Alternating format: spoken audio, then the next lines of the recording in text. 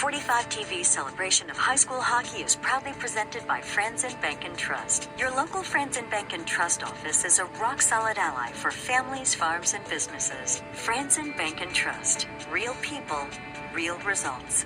The following is a 45 TV sports presentation.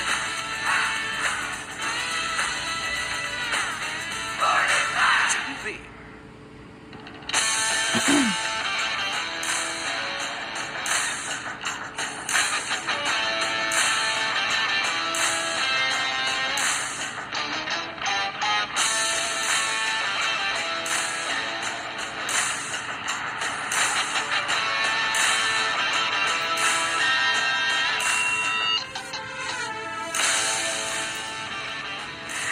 High school hockey in the state of Minnesota. It doesn't get much better. Hey everybody, I'm Chris Long. Welcome to 45 TV's celebration of high school hockey. The stadium may be empty now, but that doesn't mean high school hockey has left the building. The tourney is a state championship like none other, a unique atmosphere that resonates with fans and players alike. Through the years, it's evolved into the pinnacle of high school hockey. It's a goal for girls and boys across the state. And while we don't always see the hard work that goes into getting to the tourney, for 2 weeks a year, we certainly get to enjoy the result. Tonight we'll relive some of the great names and great games through the years. We're also going to see how a local business is helping high schools across the state. We're also going to hear from the hockey professor himself, Mike McGraw. He's going to give us an inside look at the United States Hockey Hall of Fame. We're going to have some of the memorable moments that we'll never forget as well. Now, before we skate too far down memory lane, let's take a look back at the 2020 boys and girls state tournaments that had plenty of drama of their own. Teams in the AA Girls Championship were on a collision course all season, if not longer. These Andover and Edina girls played for youth hockey titles before, but this was the big one. Edina looking for a fourth straight state title, and they built 2-0 and 3-2 leads. There's a save, rebound, score! But Andover's Tyra Turner tied it at 3 in the second period. Still tied, 4 minutes left in the game. Jamie Nelson assisted Gabby Krause's game winner in the semifinal against Minnetonka, and that same connection clicks again. Shot score! Andover later added an empty netter to finish it off. The Huskies win 5-3, halting Edina's state title run at 3 and earning the first championship in Andover's program history. In Single A, another dynasty on the line, Cloquet-Esco Carleton trying to keep Breck from their third straight state title. Breck's Lindsay sisters scored 3 goals in the first. Freshman Ava had 1, junior Sadie the next 2, and they were off and running. The 158th goal of Olivia Mobley's stellar career gave Breck some insurance in the third, and they do indeed win the 4th state title in program history, their 3rd straight, by a 6-0 final. In AA boys, Hill Marie and Eden Prairie, no strangers to state title games. Pioneers captain Charlie Strobel's overtime goal in the semifinal got them to the title game, and here he puts them up 3-0 in the second period. Eden Prairie got on the board in the third, but Strobel capped an incredible week of hockey for himself and his team with an insurance goal. Hill Marie came into their 30th state tournament appearance as the number 5 seed, but they win their 5th state title with a 4-1 win. The Single A boys final, an instant classic. Perennial power Hermantown back again, facing Matamidi. Matamidi goalie Ben Dardis made 40 saves in the game, including 22 in the third period alone. Dardis had the Zephyrs on the verge of their first state title, up 2-1 with a minute and a half to go, but Hermantown's Aaron Pionk tied it up, sending the game to overtime. And this game is tied.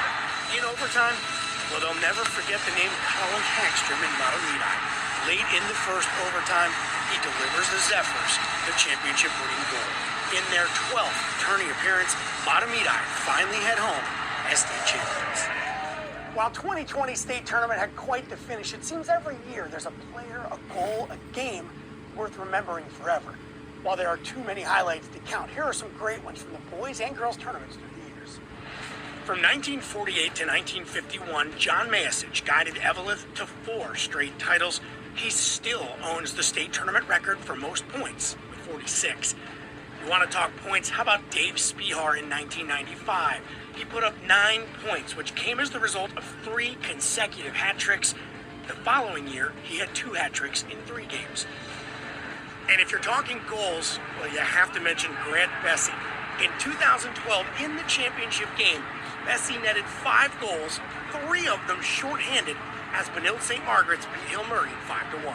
As far as stopping the puck goes, the best stretch by a goaltender was Greg Stutz of Centennial. In 2004, he recorded 3 consecutive shutouts, the only person ever to do so.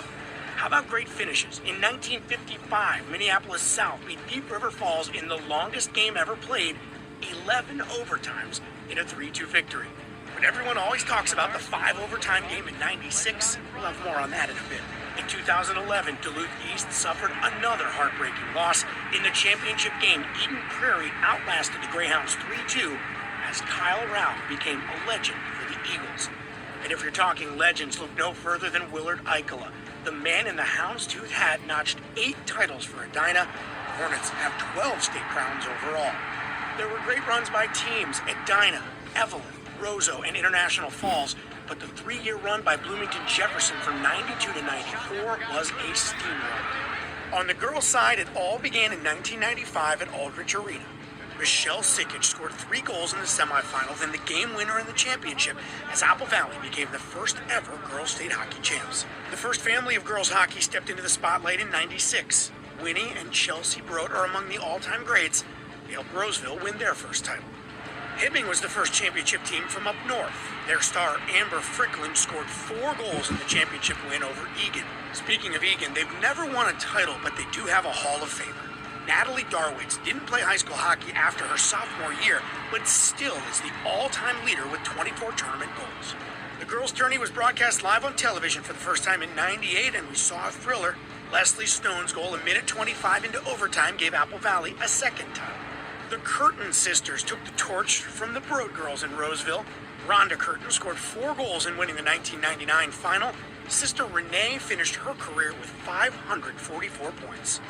Typically topping the list of all-time greats, Chrissy Wendell only played 2 years of girls hockey after coming up on boys teams. Those 2 years saw 219 goals, 12 at the state tournament.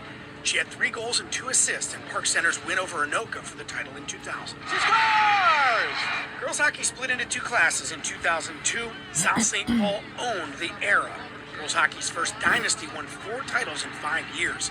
The famous line of Ashley Young, Maggie Fisher, and Felicia Young were part of an overtime win in 2003's final. They also went overtime in 2006 to cement Coach Dave Palmquist's legend. Warroad's Lisa Marvin left an indelible mark on the record books. The Warriors won titles in 2010 and 11. Marvin's 44-point state tourney career makes her the all-time career leader. Warroad's repeat gave way to the Blake Breck era in Single A. They have won 9 of the last 10 championships. Blake's Carly Bullock had 3 goals and 3 assists in the 2016 final. Her 22 career goals, second only to Darwin's. History in 2018 for Breck as Rhonda Curtin, now Rhonda Curtin Engelhardt, became the first state-winning player to also win as coach. The last decade of AA has been dominated by 3 teams. Minnetonka's titles in 11, 12, and 13 were helped by Amy Peterson game winners in both 2011 and 2013.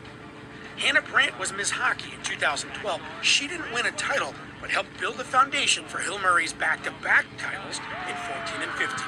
Then Edina took over. Lolita Fiddler scored the game-clinching goal in all 3 of Edina's wins at the 2017 tourney, the first of their 3 straight titles. There's Sammy Reber, the first woman to coach a AA champ. So there you have it, just a few of the names and feats that make this tournament so great. But there's so much more to this tournament. Tradition, fans, clear boards, and memories that last a lifetime. If that doesn't get you excited for high school hockey, I don't know what will. Coming up next, we're going to hear from some Minnesota teachers about a unique grant program and the impact it's having on their schools.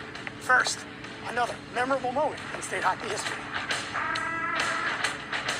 Here's Chrissy Wendell. Hair flying behind her, getting around everybody. She scores! There it is at the record and the hat trick tonight for Chrissy Wendell. This memorable moment is presented by Minnesota Rusco and Companies.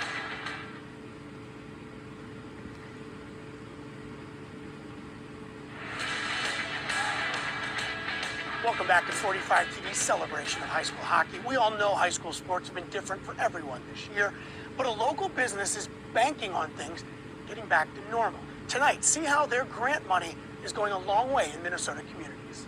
For years, Franson Bank and Trust has been a proud supporter of the Minnesota State High School League, and in 2019 they created the Franson Forward program, a way for students, teachers, and even parents to apply for grant money to help their local schools and communities. In a typical year, the grant program kicks off during the Prep Bowl. And even though this school year has been different, Franson Bank and Trust made sure the application process continued. We chose to continue to support it just because of what it does for our high schools and our communities as part of our core value of supporting our communities. The Franson Forward program awards 6 grants, 4 for $2,500 and 2 for $5,000. This money can be used for anything to help enhance academic, extracurricular, or community programs, and has been making a big impact across the state. It's a real need for our students to have a washer and dryer for our special education department, to, help with washing their clothes, to go to their job sites with their uniforms, just, washing those daily things. It's not only a life skill, but it's just about being positive and about themselves, that they want to look good going into the community, going into their extracurricular events. If you have a vision of something that you really want to create, please try with Franson. It's been such an amazing experience. I can't believe what I've been able to create with this, and just the follow-up and the support, and Franson really cares. You can just tell they really care and they want to help communities. So I just encourage schools that if you have something you're trying to do, apply, because it happened to me and I didn't think it ever would. It's exciting ideas like these that are helping students all over Minnesota. They thought our story was an important one, and we're not from the cities. We're not even close to the cities. We're 3 hours away. So that shows what a great bank Franson is. This year's grants will be awarded to 6 schools, but parents, teachers, students, and administrators can go to 45tv.com or kstp.com/FransonForward to learn how to apply in the future. Coming up, when 3 periods aren't enough, we get exhausted players, but extraordinary finishes. Up next, the tournament's most epic marathons. But first, another state tournament memorable moment. Normally you go this long into OT.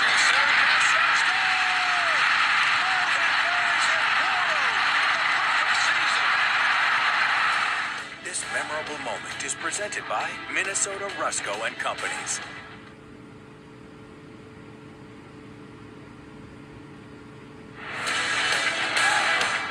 Everyone gets excited for free hockey, right? Well, every so often, those extra periods turn from excitement to exhaustion for players, coaches, and fans. In 2013, one of the girls' semifinals gave a perfect example. The same as every other state tournament atmosphere at the beginning.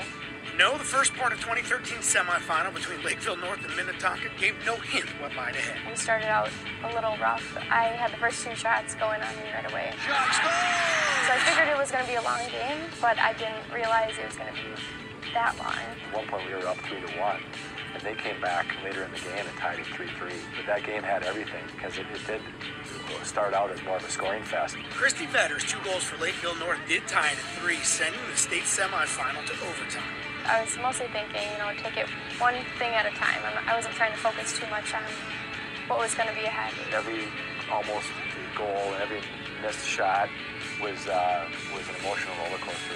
There were many almost goals, many missed shots. The first overtime led to a second, then a third.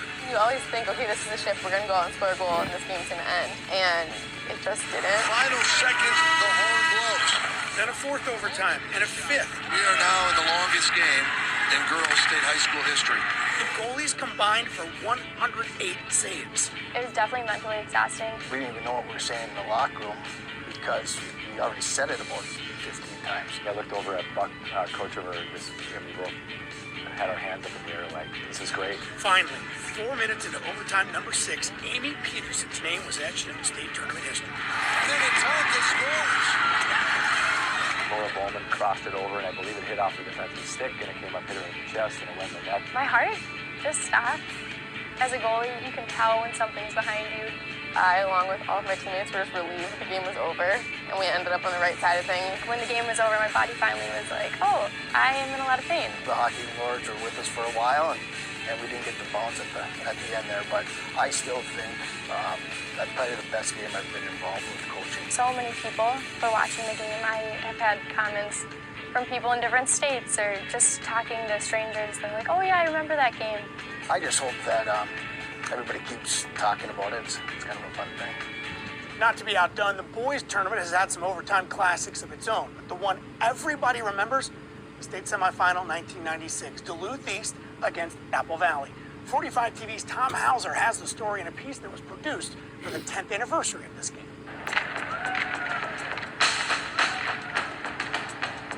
I'll always remember it, and just like I said, to be a part of it, I think it was special. Whether you played in it, you coached in it, you reffed it, you watched it, you attended it, it's a game that everyone will remember.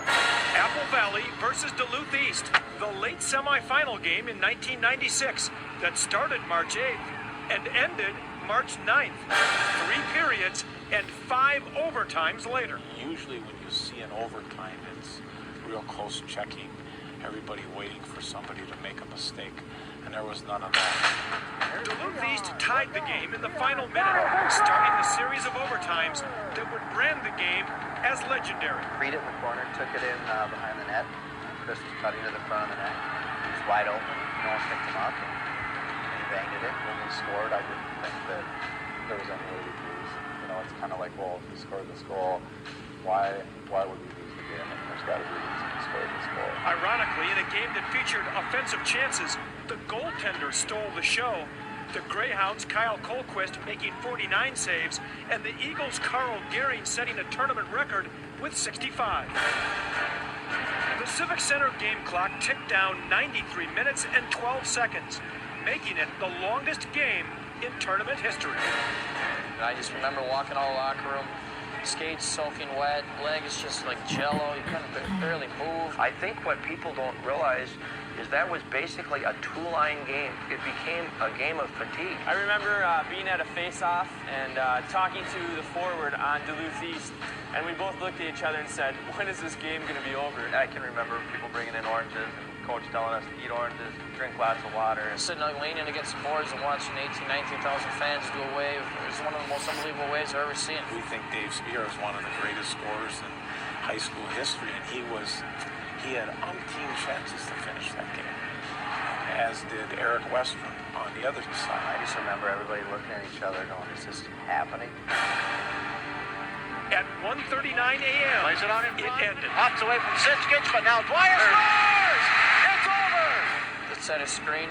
I left it enough. The puck, goalie did not see the puck, and it went in. And it's one of the happiest moments of my hockey career. I'll never forget the sound of the pipe and for a split second hoping that the puck went the other way. It's 20-2, and this game has finally ended. They gained each other's respect.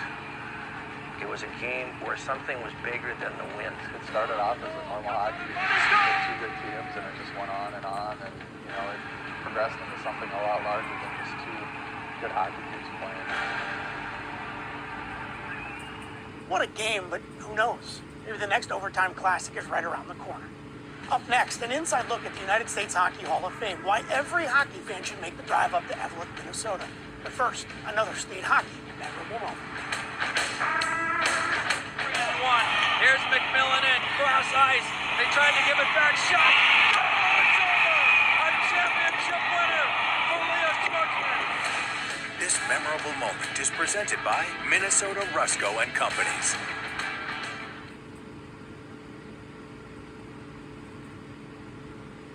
This memorable moment is presented by Minnesota Rusco and Companies.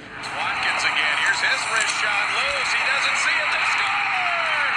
Did he make contact with the goaltender right there? Have to Andy back up on the bench, and I believe we continue. Seats are not getting used very much right now. Shot score! From the point! Dylan Sandberg sneaks it in. And now Hermantown can celebrate. Welcome back as 45 TV celebrates high school hockey. You know Minnesota is the state of hockey, but did you know the United States Hockey Hall of Fame is located here? Not here in St. Paul or even in Minneapolis, but up north in Evelyn, the small town where ice hockey began to evolve a long time ago. Here's 45 TV's Mike McGraw with the story. If you've never been to the Hockey Hall of Fame, you're missing out, especially if you love the game. The hall has more than a few pictures or a wall with all the names of the inductees over the years. And its executive director, Doug Palazzari, a longtime friend, says you're all welcome to come and visit one of Minnesota's true must-see treasures. People are surprised when they come in. They see things they didn't expect to see. They didn't really know by looking on the outside what's in the inside. The hall opened its doors in 1973, and they beat out plenty of other hockey-rich cities in the U.S. But if there is a true birthplace of hockey, it's Evelyn, Minnesota. Evelyn was chosen, and I think for the most part, just because of its great history and tradition, and one of the birthplaces, basically, of hockey in our country. The hall is filled with U.S. hockey players that grace the sports pages of our youth, the men that changed the game, and the women that opened the doors that made it easier for dreams to become reality. Well, I think if you love hockey, this is the place to go. If you love hockey, you're going to find something here that you're going to enjoy. And we also have interactive things to do. You can shoot pucks as well, but I think you'll see things you may have not seen. The hall gets its items from donations and people willing to give up family heirlooms so others can enjoy its history. And there are surely more to come with the expected expansion on the way. It is worth the trip up here to see our museum, and they'll be welcomed with open arms. But beyond that, as I said, we're continuing to. We've got a great board with some really solid people, and we're working hard to make sure that we're going to be relevant for many, many years. It is a special place. On behalf of 45 TV, I'm Chris Long. Thank you so much for watching. We hope you enjoyed our celebration of high school hockey and are ready to experience more of this magical tournament very soon on 45 TV.